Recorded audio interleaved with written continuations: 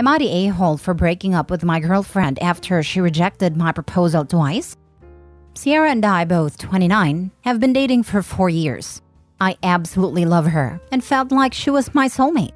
I knew I wanted to propose 2 years into dating, but I decided to wait 1 more year so that I could get in a better situation financially. Last year, I proposed. It was a private proposal on the beach where we went on our first date. She looked at me and said, "I want to marry you, but not right now." She said she wasn't in the right space personally to get engaged and to give her some time. That stung, but I was okay with it. After all, I put off proposing so I can be in a good position. It's only fair I give her the chance. It's been a year since then and I decided to propose again. This time, I asked our friends to help me set it up because I wanted to do something nicer. We orchestrated a nice dinner and a proposal in front of a nice fountain in the city's botanical garden. Everything was ready. Dinner went great and we went to the fountain. She saw the roses and everything, and then I got down on one knee and asked her to marry me. She teared up and told me, "Not just yet." That stung really bad. I knew I wanted her in my life forever, but this is the second time she turned me down. I asked her why, and she told me the same thing as last year. I asked her if someone was holding her back, maybe family or friend, and she just said, "I just want to make sure that this will work." This hurt me more than the 2 rejections. So I told her if after 4 years she isn't sure, then what the heck will make her sure? She asked me to give her time, and I told her no. I told her that I'm not gonna keep wasting my time and love if she's gonna keep saying no. I told her that I can't do this anymore. She began begging me not to leave and said, "Fine, I'll marry you, just please don't go." That made me mad, but I didn't say anything and just left. My phone has been blowing up with some of our friends, her parents and her, telling me that I'm an a-hole for throwing away a 4-year relationship because she said no, and that I was being a big baby. She just needs some time. The other half of our friends aren't on my side, but they're not on hers either. I don't think I'm an a-hole for this. Did I overreact? Am I an a-hole? If so, how much more time am I supposed to give her? Edit. We had discussed marriage shortly before I proposed the first time. She was into it. And even told me that she couldn't see herself with anyone else. She seemed eager about the idea of marriage. This is why I was shocked the first time, and then angry at a second time. Now for the top comment. Not the a-hole. 4 years is plenty of time. You are perfectly right to move on. She cannot expect you to wait for her forever. She hasn't even given you a legitimate excuse as to why she can't. She's waiting for something better. I've seen it. This. She should have said why after the first refusal, but she didn't really give anything firm, leading to the second fiasco. Put the shoe on the other foot. Let's say she was the one wanting to get married and he was dragging his feet. They are 29. Everyone would be saying, "Dude, she's 29 and she can't wait forever. Propose or break up already." He did the right thing on a perfect timeline, age-wise. She lost out for whatever her reason. Anyone who gives him grief for walking away is the a-hole. He put himself out there and got rejected.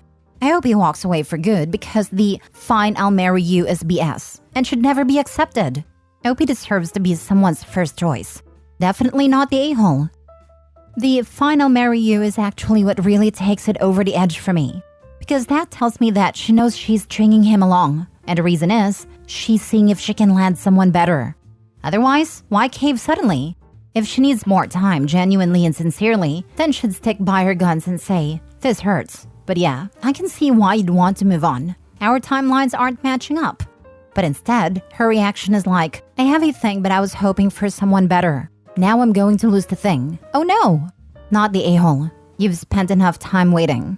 Move on. You'll be okay. And good job understanding that you can't wait forever. Not the a-hole. You read it right. If someone says no, and only when you show a willingness to walk away says, "Fine, I'll do it," that is not the one you want to have say yes. Heal up and move on. You were never quite what you wished she saw you as. Oh, and learn the lesson. Do not do a public proposal. Not after getting rejected once, not even if it's the first time. Not unless you talked about it in advance and you know she's going to say yes. The second proposal wasn't public. Our friends helped us set it up, but it was just her and I. I never liked the idea of public proposals, as I wouldn't want someone to say no and have everyone stare at me after. It sounds like you had the appropriate attitude toward both marriage and proposals. It's maybe an unpopular take, but I feel like if you don't know after 2 years that you want to marry someone, you're not going to ever want to marry them. Sometimes people acquiesce when push comes to shove, but that's not a path to happiness for either party. There's nothing stopping anyone from having a long engagement, so her saying straight up no a year apart really shows where she stands. Good for you holding loyal to yourself and not falling victim to the sunk cost fallacy. You definitely made a right call for your long-term happiness. Not the a-hole, and cheers to you, mate. Not the a-hole. If she wants to get married, she'd get engaged and have a long engagement. People do it all the time. I was in the no kids not getting married category. The second I started talking to my now husband, I knew he was different, and it'd been my life forever. In my mind, it was life partners. Then I got pregnant shortly after. Then 4 years in, he proposed. I was shocked. Then we didn't get married until 3 years later. It sounds like you're ready to settle down and she's not. It's painful, but you guys can love each other and not be in love. Next story. Am I the a-hole for rejecting my boyfriend's proposal because I'd lose my health insurance and alimony? I, 44 female, divorced my ex-husband, 47 male, 2 years ago and have been dating my boyfriend, 45 male since. No cheating. My ex and I were fighting a lot, but the divorce was less litigious than expected. My ex-husband James and I were married for 21 years. And in the state of Massachusetts, I, as his ex-spouse, was able to stay on his group health insurance. In addition, the judge ordered that since I stayed home to raise our 4 kids, 21 male, 19 female, 18 male, and 16 male, that I get alimony for life or until only I, not my ex, remarried. In terms of health insurance, I'd lose it if either James or I remarried. However, James has been very open about the fact that he hates the idea of marriage or marrying again, even more than he hates me still be covered under his health insurance policy. His exact words were, "Well, lucky for you, it's not emotionally or financially cost-effective for me to marry, just to get you off my health insurance." For the entire length of our marriage, part of the reason I didn't work is because my ex is a doctor. And after doing calculations, we realized I'd never make enough to even get close to covering the child care costs for 4 kids. I checked and saw that if I had continued my administrative job, I'd be making $17 an hour today. I have no chance of making even that now. My boyfriend and I are very much in love. In many ways, I wish I'd met him first. He's empathetic and, unlike my ex, he values work-life balance instead of running between private practice and a psych ward at a county hospital to work 24/7. However, my boyfriend and I don't live together, and besides small presents to each other, we pay for ourselves. Things were good, but my boyfriend changed after I had a pregnancy scare. He said that if I get pregnant again, he wants us to be living under one roof and not like 2 divorced parents. So he proposed. I was upset, but I had to turn it down because, love aside, this was my health insurance, an only source of income on the line. I didn't understand why my boyfriend was so upset and didn't understand. He is a case manager at a nonprofit and would be living on half the income I'm currently living on. If we take out child support, and that is bound to create tension on both sides. Am I the a-hole?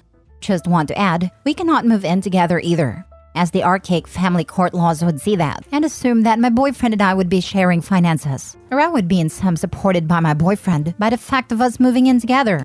If I could move in together with him and not lose my benefits, we'd be doing so. I'm not trying to be a prick with this question, but what do you do all day? What are your future plans for when kids are out of the house? There's just way too much instability for my liking in this situation. My anxiety to rely on an unsustainable income would be through the roof, but you are not me. However, I would look for work for yourself, or else the burden would fall on your children to take care of you if something happens to your ex. Do you want that? In Massachusetts, she also gets a cut of his retirement funds. Since he's a doctor, she's likely all set. Jesus, don't get married in Massachusetts, I guess. Best way to avoid a divorce is not getting married. You better use that health insurance to get your tubes tied. Another baby is the last thing you need, especially at 44 plus. Mid-40s with 4 kids. Be done with it already. My mom was an older mom, 48 at a time. I've been raising my sister since she was 5. Her mother and father have both passed away. I buried my dad when he was 72 and I was 26. It wasn't enough time, and it's missed so much of my life and kids. Mom is now 90 and has been dealing with dementia for 10 years. Why haven't you started working, even though you're getting alimony? You could be working towards more independence, but rather be a cake eater in this situation. You're about to lose this dude, as you have shown him which you value more. Because she's getting a free check and health insurance, something millions of Americans struggle with. All these "you don't need a piece of paper to be in love" comments are ridiculous, and would switch their tone if it came down to simply not believing in marriage versus getting a free ride after the kids are raised and out of the house. She is 100% without a doubt the a-hole here. She dislikes the lack of work-life balance her ex-husband demonstrates, but enjoys the lifestyle it allows her to enjoy, to the point of rejecting a marriage proposal from her great love. A bit of cognitive dissonance there. I ain't saying but she ain't married to no slacker. Last story. Am I the a-hole for telling my friend that being settled for isn't the worst thing in the world? My friend Anna and I were talking about her dating life. Anna is an incredibly beautiful woman, and she could have her pick of men. She broke up with her boyfriend because she was out of his league and he knew it. He would act in insecure ways. Anna stated that she didn't want to settle for someone less than the best. She asked me why would anyone settle, and brought up my marriage as a positive example of love. I told her that my husband settled for me, and he wasn't attracted to me, and we still had a happy marriage. Being settled for isn't the worst thing in the world. My husband Alan and I are happily married high school sweethearts. He was heavily bullied in middle and high school. When I moved into his hometown in sophomore year, I stood up for him. By the end of senior year, he had friends and he asked me to prom. 10 years later, we are happily married. However, I know that my husband doesn't find me attractive. I'm naturally taller and more muscular than the average woman. It's a huge insecurity of mine. A year after we married, my husband drunkenly confessed that he didn't find me attractive, that he prefers petite women with delicate facial features. But he was grateful for what I did and felt obligated to thank me, which is why he asked me out to prom, why we dated through college, why he proposed. He still loved me very much but wasn't attracted to me. The next morning he was hungover and had forgotten his confession. He doesn't drink much because he doesn't have a filter and tells the unvarnished truth. I felt crushed, but our marriage was very good otherwise. I never told him what he said that night. He was a great husband, and I don't think most men are attracted to the way I look anyways. I explained this all to Anna, and she was grateful for the advice. That night, Alan started crying. He was crying silently, but I woke up. I hugged him and asked what was wrong, and he admitted he overheard our conversation. I didn't expect him to overhear since I was in the basement, but he heard his name and decided to listen in. I apologized for hurting his feelings, but it just made him sob harder. I don't know what I did wrong / if I did anything wrong. Am I the a-hole? Edit. I wasn't advising Anna to settle. She would never be happy settling for someone. I just told her that settling isn't the worst thing in the world, and my marriage is one of settlement. My husband settled for me and we're happy. My advice was to stay true to herself and her beliefs. If she's not happy, then the relationship can't move forward. Now for the comments. Not the a-hole, but you need to talk to your husband about this. Either he is really struggling with guilt about his confession, or is really triggering with unhappiness in this relationship. And either way, you two need to talk about it. Also, Hugh, you are a saint for dealing with that confession so gracefully.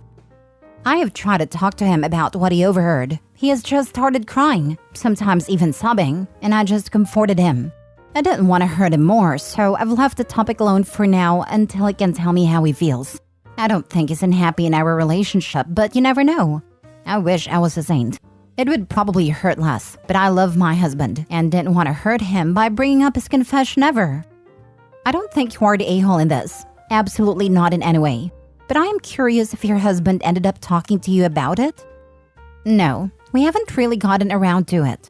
He's been down for the past few days, and any time I've tried to gently prod him, he started crying and I comforted him. I've decided to leave it alone until he feels comfortable to talk, but I feel guilty in case I did something wrong to hurt him that deeply. You didn't do anything wrong. You've handled this much more kindly and gracefully than is reasonable to expect from anyone. What he's going through right now is 100% about his feelings, and nothing to do with anything you've done wrong. He may finally be processing what it means to both of you. For him to have felt that way, communicated it, then forgotten and lived with a secret that wasn't actually secret. There's probably sadness, grief for what could have been in a few different directions, guilt, shame, unworthiness of the love you offer. All sorts of feelings would be swirling. I saw in another comment that you plan to bring it up with him tomorrow. I would suggest that you actually give him notice tomorrow and ask him to set a time to discuss it so he can gather his thoughts. You could say something like, I've noticed you're struggling and you're resisting talking about this, but we need to talk it through. Whatever you're feeling about it, I want to know and I want to work through, whatever it means for us. I've shown you that I'll still love you and be there for you since hearing it. Please be there for me and tell me what's happening for you. It doesn't have to be now, but we need to talk about it. Do you want to talk now or on Saturday afternoon, or whatever would be a suitable time that gives him a few days to think things through / gather his thoughts? Then when you've set a time, drop it fully until then. Go about your days. Don't try to comfort or discuss it unless he brings it up. Just let him process how he needs to. If he can't talk about it, you need to get into couples therapy with individual sessions first so he can get it all out without fears of hurting you more with poorly chosen words. Not the a-hole, but honestly, you deserve better than this. It's your call if you accept it, which you clearly have until now. But you're a beautiful soul, and someone out there would find you incredibly attractive. There are 8 billion of us. You're someone's cup of tea. Maybe it doesn't matter that much to you, but it isn't impossible. And you do deserve to feel desired and attractive.